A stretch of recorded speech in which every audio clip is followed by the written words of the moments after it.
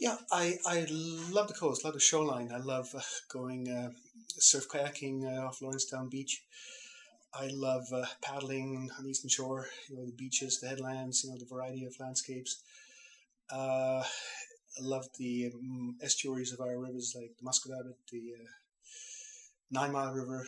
I love the frightening tidal bore at Shubenacadie River.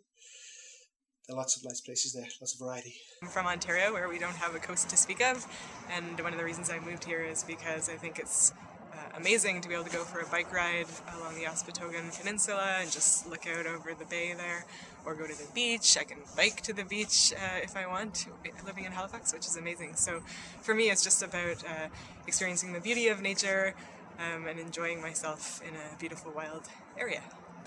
The biggest thing I like about the coast is our farm is right on the coast, so we have quite a bit of coastline, is the continuous change in view. It never gets bored.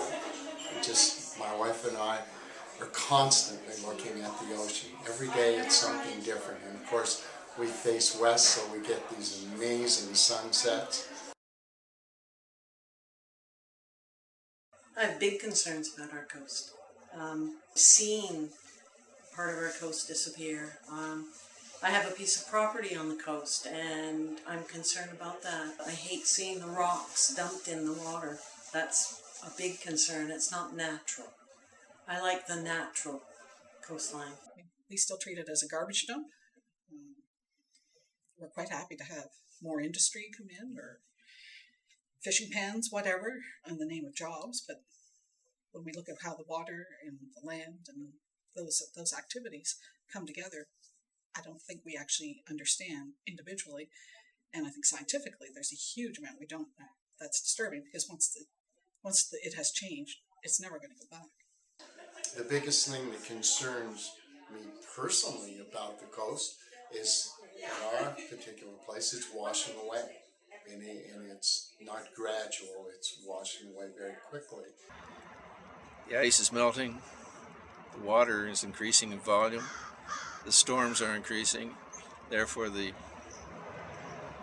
overall picture of any beach shifts. And as anyone knows, a beach is a living thing anyway, and any storm will make some changes, but these changes seem to be permanent. And anything you do physically has an opposite reaction somewhere, and so if you spend a lot of money at one end, you might as well spend another lot at the other end, because eventually that end is going to move on and we're going to chase yourself right down the beach. I don't think people actually understand a lot about the oceans and the coast and how they connect to the land and how our actions affect the changing parts of the coast, but also what we can do to better protect it.